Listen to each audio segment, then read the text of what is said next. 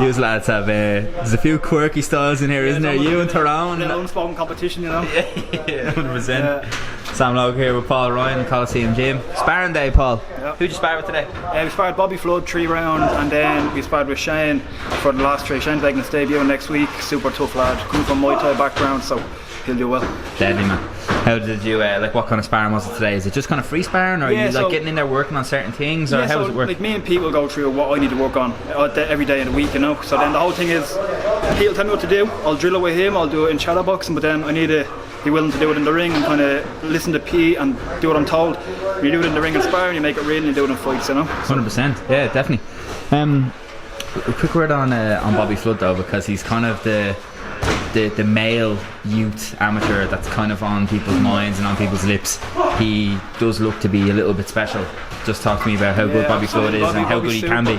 Bobby's super, like that. He's young. I think he's maybe 18, so like he's a big 17, yeah. So he's a big future ahead. You know, I know he won gold in the Europeans in the juniors. He's off now for the under-22s for the World Championships, and he'll do well at that. Like, you know, you don't obviously say or guarantee a medal, but he's as much of a guarantee as he could be, really. Yeah, it's the World Junior Championships, I think, under 18. So like, you'd be thinking he's got a like, obviously it's a difficult competition, but he's got a chance, hasn't he, to come back with a medal? Like that. Like I can say, not being big-headed, but there's not going to be a lot of boys that are going to give him the rounds I'd give him, you know. Like that, they're competitive rounds, like good rounds. Like, I'm laying, he's laying, you know. So it's like fucking really good. So when he goes off, I do think he'll see the difference from sparring the pros like me and Tyrone to when he's in with lads his own age type of thing, you know? Definitely does. There's definitely a lot of benefits of fighting fully grown men who are posing different problems for you. Talk to me about yourself. What's next for you? When are you going to be back out? So we've nothing 100% set in paper. We've a few dates getting thrown around for December, the first 2 weeks. I'll definitely have one more by the end of the year. We're on pushing for an 8-rounder. We'll see what it is, you know. Obviously I haven't been quiet about what I want. I want titles, I want to be pushed on, and I want to hit that next level, so hopefully it can be delivered.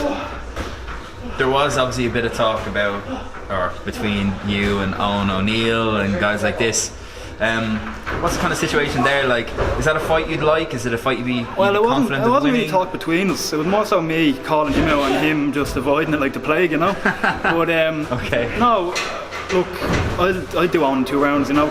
I called him out originally when he said he wants fights at his weight. I said I'll take it. We made him the offer, he turned it down. Then he said I'm moving down a weight. Fair enough, off you go. But then it came out I'm fighting for the super middleweight title, or super welterweight title against Owen Duffy. My argument is, how can them two fight for the belt when I'm ranked higher? But look, I get it, it's boxing, you know. If I was Mark Dunlop, I wouldn't put them in with me either. Okay.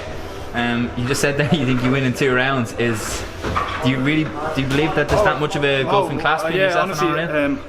Like he said something about sparring before, it wouldn't be worth the petrol money to spar him, you know. It's just that, just levels to it, you know. Okay, interesting.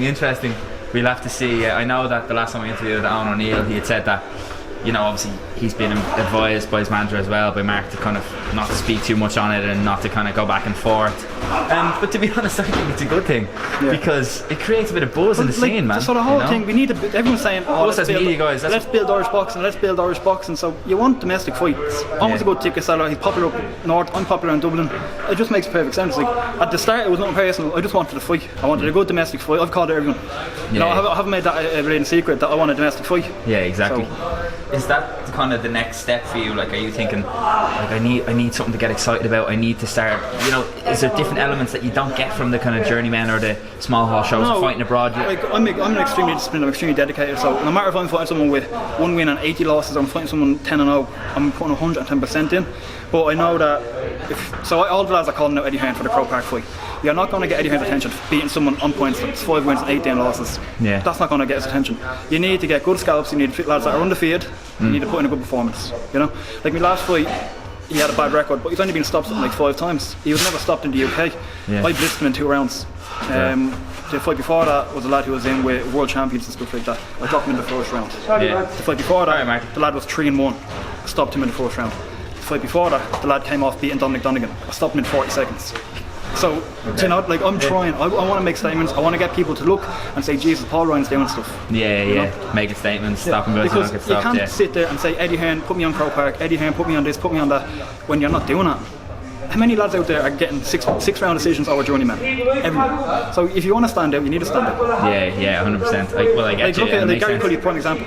Yeah. His first crack, Miguel Vasquez, former world champion, blitzed him in 5 rounds. Then here's your chance now, 18-0 fella, first round. So then Gary's entitled to make these big calls. He's done it, it's proved, you know. He's proven what he can do and what his value is. You need to show the goods if you want to be making these big calls. Yeah. Well, I mean, like, it's logical. It makes sense. It's fair. So remind us of some of the names that you want. Irish titles, because obviously the Irish title is an important title. It's something that, like you said, domestically you can get a few quid. You can garner a bit of interest domestically. You can kind of build the scene a bit. What names are in the running for you realistically? Anyone at 154. There's no names. Literally anyone there. It doesn't matter if it's in Ireland or it's in the UK. Yeah. I'll fight anyone. Like we were offering to me last week, we were offering lads that are 12-1, 12-0, 9-0, all these fights because I want these statements, you know. Yeah. I was going to fight. I'm offering to fight lads for free on their shows. Like I don't want the penny. Put me on the show, give me the platform, and I need to produce. We offered a lad who's meant to be fighting on the 25th of this month. He's 12-1, and I offered him to fight for free. I'll pay myself over. I'll pay myself the flights, the accommodation, everything. I don't want a penny. Just give me the platform. That's how much faith I have in myself. That's how much faith my team have in myself, and that's how good we think we are. Well, do you want to tell us who that was? Lenny Fuller from the UK. So no, you probably wouldn't know him, but like that, he's a name over in Essex. His name in London, 12-1. He's fighting on your call card. We said to Lee Eaton, I'll fight him for free, and Lee said no. But we've done that with everyone. Do people see you as dangerous, do you think? Yeah, I get it. There's nothing to gain for me. I have no promotional ties. There's, obviously you can't do a fight in Dublin really for the time being. There's no big ticket selling happening. So why would an English promoter bring over an Irish lad with no real background, no promotional push, that's going to butcher their lad? They have these lads from London, UK that are shifting big tickets, so why would they feed them to me? So if I'm in a promoter's shoes, I get it. It's the exact same argument with Owen O'Neill, Owen Duffy, all them boys. Why would Dunlop sell them off to me when they're shifting tickets every fight? Yeah, okay. Well, from your perspective, I understand where you're coming from. Is it a difficult situation to be in? Do you feel like it's hard to get fights?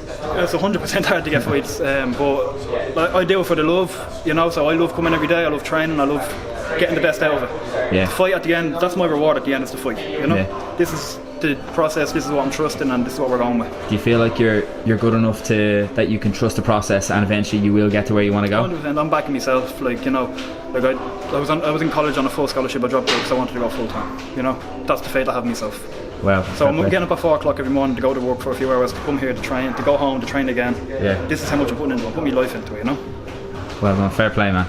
Listen, we await news of your next fight. Hopefully Hope to hear news, something soon.